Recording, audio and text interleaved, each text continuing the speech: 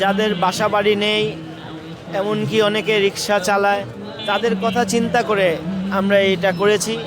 পবিত্র মাহে রমজানকে কেন্দ্র করে এরকম একটি উদ্যোগ, এই উদ্যোগটিকে আপনারা কিভাবে দেখছেন?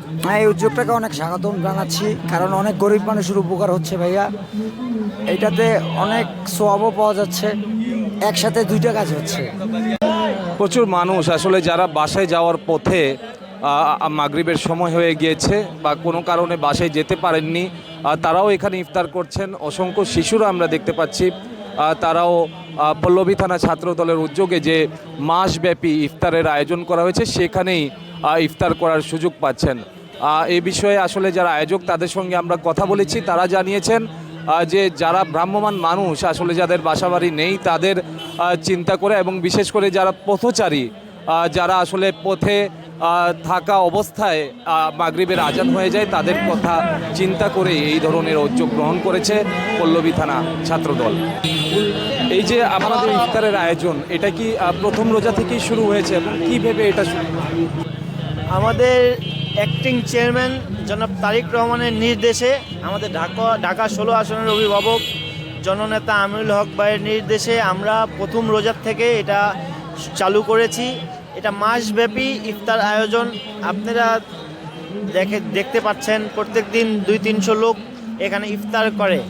আমরা অনেকেই বাসায় ভালো ভালো ইফতার করি, কিন্তু ঠিক মাগরিবের সময় অনেকে যাতায়াতের পথে তাদের আজান পড়ে যায়, সে সময় তারা এখানে বসে ইফতার করতে পারে। তাছাড়া কিছু অসহায় মানুষ আছে, তারাও এখানে থাকে। সবাই এখানে খুব স্বতঃস্ফূর্তভাবে ইফতার আয়োজন হয় আমাদের, আর সবাই ইফতার এখানে করে। আমাদের সমাজে কিছু লোক আছে যাদের বাসা বাড়ি নেই, এমনকি অনেকে রিক্সা চালায়, তাদের কথা চিন্তা করে আমরা এটা করেছি। পল্লবী থানা ছাত্রদলের পক্ষ থেকে আমরা আয়োজন করেছি। আমরা প্রতিনিয়ত করাই। আজকে 17 রোজা, আরও আমাদের পুরো মাসব্যাপী এটা চলবে। চান রাতে আমাদের প্রোগ্রামটা শেষ হবে ইনশাল্লাহ। এখানে যারা ইফতার করছেন তাদের সঙ্গে একটু কথা বলতে চাই। আসলে এই যে উদ্যোগ, এই উদ্যোগটিকে আপনারা কিভাবে দেখছেন? এই যে পবিত্র মাহে রমজান বছরে একবার, ঠিক আছে, আল্লাহর বরকত, এটা আল্লাহর কুদরত আছে, ঠিক আছে। পবিত্র মাহে রমজানকে কেন্দ্র করে এরকম একটি উদ্যোগ, এই উদ্যোগটিকে আপনারা কিভাবে দেখছেন? এই উদ্যোগটাকে অনেক স্বাগতম জানাচ্ছি, কারণ অনেক গরিব মানুষের উপকার হচ্ছে ভাইয়া। এইটাতে অনেক সওয়াবও পাওয়া যাচ্ছে, একসাথে দুইটা কাজ হচ্ছে। কোনো সময় আপনি যদি এই খাওয়াটা খাওয়ান এত সওয়াব পাবেন না, একসাথে আপনি বেনিফিটও পাচ্ছেন, গরিব মানুষের উপকার হচ্ছে ভাইয়া। এটা আমি খুব ভালো দৃষ্টিতে দেখতেছি।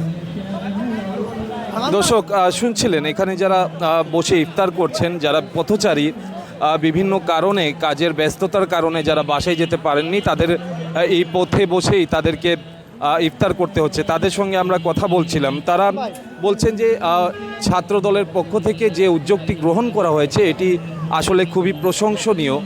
যেখানে অন্যান্য রাজনৈতিক সংগঠনগুলোর বিরুদ্ধে নানা রকম অপকর্মের অভিযোগ শোনা যায়, সেখানে এরকম একটি ব্যতিক্রমী যে উদ্যোগ, এটি আসলে স্থানীয় মানুষদের প্রশংসা কুড়িয়েছে। Imran Khan, the news, Dhaka. দেশে দেশে সবার সাথে দ্য নিউজ।